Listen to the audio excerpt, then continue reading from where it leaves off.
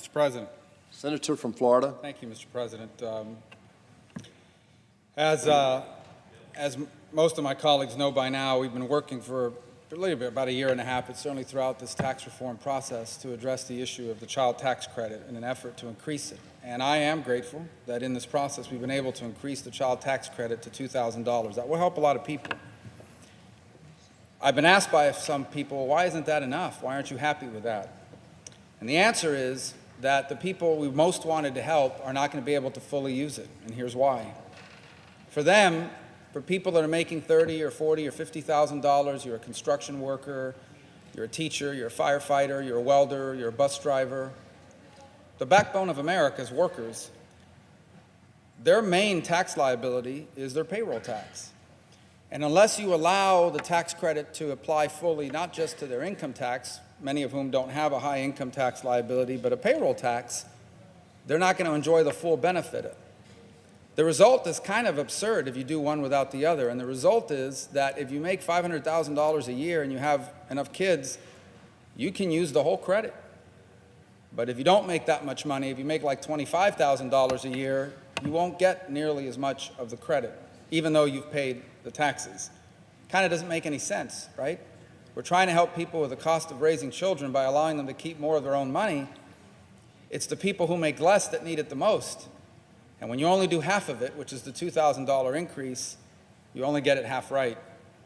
And so it's good. There are people that are going to be helped by that, but we could have helped so much more. The bill we have today that is before us here and will be before us in a few minutes when there's a substitute that's provided, it cuts the corporate tax rate from 35% to 20%. And a reduction in the corporate tax rate is something I strongly support because I think it makes America more competitive and in the process is going to help a lot of these same people that we're trying to help. I know that sounds counter-cyclical, but it does. Because when these corporations are able to save money in taxes, many of them will use some of that money to create new jobs, hiring more people. That money, some of it will be reinvested and perhaps even flow towards workers in the form of higher wages over time. These are positive things. So I am not against a reduction in the corporate tax rate. In fact, I ran for president, for the Senate, and for re-election to the Senate on the promise of reducing the corporate tax rate to 25%. 20% goes well beyond that.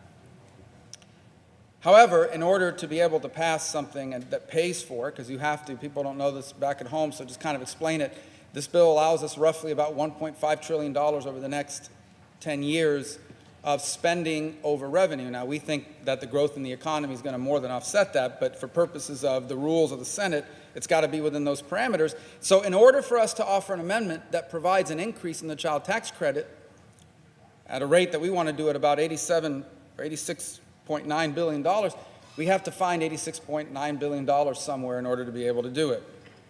And initially, we had proposed, instead of cutting the corporate tax rate from 35 to 20, we proposed to cutting it from 35 to 22. It's still a massive cut. It's still well below the international average of 23. It still puts us in third place among the 7 largest economies in the world. But that's met with some significant resistance. And we've always said we've been open to an additional way or a different way of doing it. And so today, when the substitute amendment is offered, we're going to offer an amendment, Senator Lee and I, that instead of the 22%, is going to propose that we reduce the corporate tax from 35 to 20.94%. 20.94%. Basically, instead of a 15% reduction, a 14.06% reduction. Okay? The difference between what is in the bill and what we are proposing is less than 1 percentage point of reduction in the corporate tax rate, 0.94%. But with less than that 1% difference, we can make a huge difference in the lives of millions of Americans, making between $20,000 and $50,000 as an example. Because that would generate about $87.4 billion. And we could use $86.9 billion of it to allow working families with children to keep more of their own money to pay for the cost of raising their children. And I remind you who these people are. These are teachers, firefighters, welders, construction workers, truck drivers, the working class. We didn't even have to do that, to be frank. From last night to today, the leadership and those working on this, and they've worked very hard, found an additional about $260 billion to cut even more taxes for businesses. I have no problem with that. I want America to be super competitive. But somehow, through some political jiu-jitsu or some sort of magical formula, $260 billion appeared to provide even further cuts, and that's fine. I just wish that some of that jiu-jitsu and political magic had been employed on behalf of the millions of Americans making between $20,000, $50,000, $60,000 a year, because they need our help. What's been the opposition to this? Frankly, some of it is untrue. Some of it is offensive. Some of the opposition I've heard is the people who would benefit from this tax cut don't pay taxes. They don't pay income tax, or a lot of income tax, but they pay taxes. If today at 5 o'clock you left your job as a construction worker and you got your paycheck, they took money out of your paycheck. And when they take $200 out of your paycheck, it doesn't matter if it says FICA or if it says income tax withholding. It's $200. It's the same money, and you have $200 less of it. That's a tax. Anytime the government takes your money, it is a tax. But I've had people tell me, including people in the administration, they don't pay taxes. I've had people say they don't generate economic growth, which is, in my mind, number one, not true, and number two, the wrong way to think about it. You see, our economy should be working for our people, not our people for our economy. And when you talk that way, you've got it wrong. I also disagree they don't generate growth, because when you make $50,000, you spend every penny that you make. I know these people. I live in West Miami, Florida, where the average income, and West Miami is a small little city, 3/4 of a square mile. I've lived there since 1985. The average income is $38,000 a year.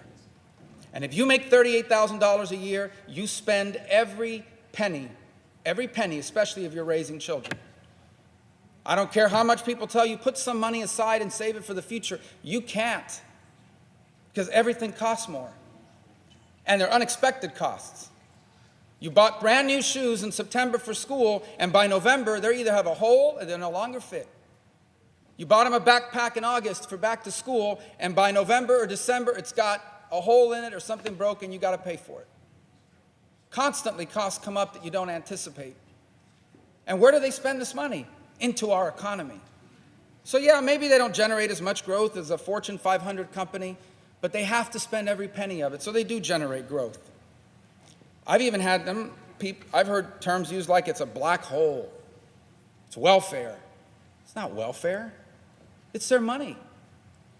I had one newspaper editorial say it's anti-work. How could a tax credit that you can't get unless you're working be anti-work? I'll tell you what's anti-work. A package of benefits from the government that you get worth more than this tax credit that you are eligible for if you don't work. I want you to tell the worker at a Head Start facility, think about this. You are a teacher at a Head Start pre-K, and you make too much money for your children to go to Head Start, but you don't make enough to be able to afford child care for your own kids. That's happening all over this country.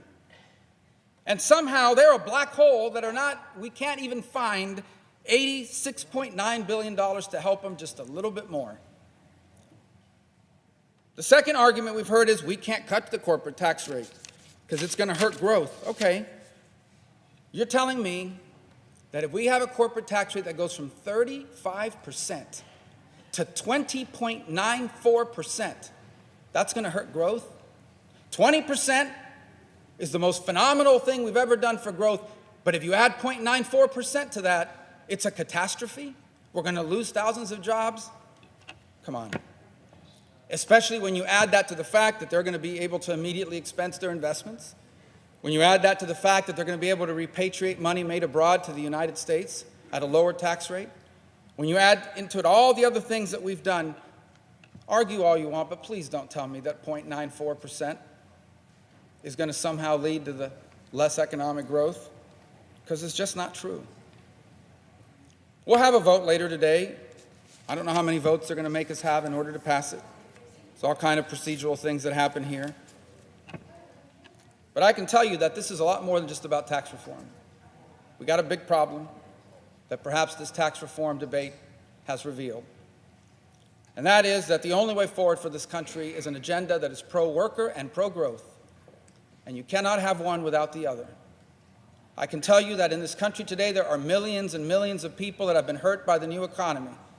The new economy is great, and there is nothing we can do to turn it back. The future is here, and you cannot go back to the past.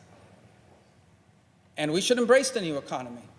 And it's created extraordinary wealth for people that are innovators or have the right careers or the right jobs. And I don't begrudge it. I'm glad that that's happening. But when you have a new economy, just like when the Industrial Revolution occurred, there are some people that are going to be hurt. And we've got to help them in that transition. Because if you don't help them, you're going to break the social compact that holds our nation together. And I'm not claiming today that the child tax credit will solve that problem by itself. I am telling you that if we aren't even willing to do another $86 billion of allowing people to keep more of their own money, if we're not even willing to do something as small as this, we're not willing to do anything for working people in this country. And that's a big problem. That's an enormous challenge for our nation. And these people have felt neglected and disrespected for a long time. And I want to be very careful, but I want to be clear about what I'm saying. The political debate in America today is either all about helping the very poor, and I support the safety net. I don't think free enterprise works without a safety net. It should be there to help people who cannot help themselves, to help people stand back up on their feet and try again. Or the political debate is all about helping the business community, and I support that because we need vibrant economic growth to create jobs and opportunity. But what about everybody else?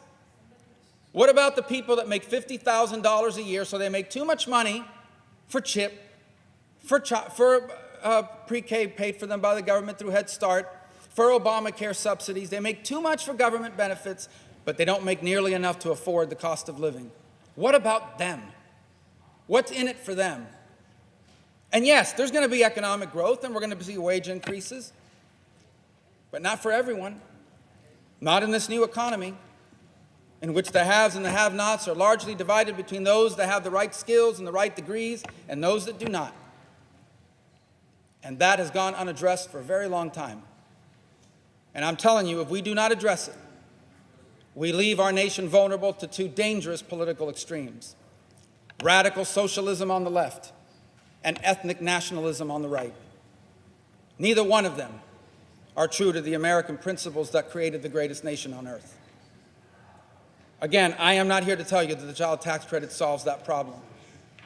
I am here to tell you that if we can't even do that, it is evidence of our unwillingness to do beyond it, the things that need to be done. But we have a major challenge in this nation. And all we ask for, and all I implore my colleagues to vote for, I know that people on the other side of the aisle, this doesn't go far enough. I understand that, I do. I know you want to get it to a higher number. I know you want it to apply to more people. I promise you, I did too. I wanted it to be 2,500. I'm trying to figure out in this constitutional republic, which cannot be a zero-sum game, how we can make things better, even if we do not make them perfect. And on the other side of the aisle, I implore my colleagues to believe when I tell them this is not a black hole and it's not welfare. These are the teachers, the firefighters, your neighbors and your friends who are just struggling because everything costs so much more. Why can't we just help them keep a little bit more of their own money? And really, is a 20.94% corporate tax rate going to hurt growth? Especially if it will help us provide a little bit more assistance for the people who today desperately need our help. So I hope I can earn the support of as many of my colleagues as possible. It won't make this bill perfect. It doesn't go far enough for some, but it will make it better. Mr. President, I yield the floor.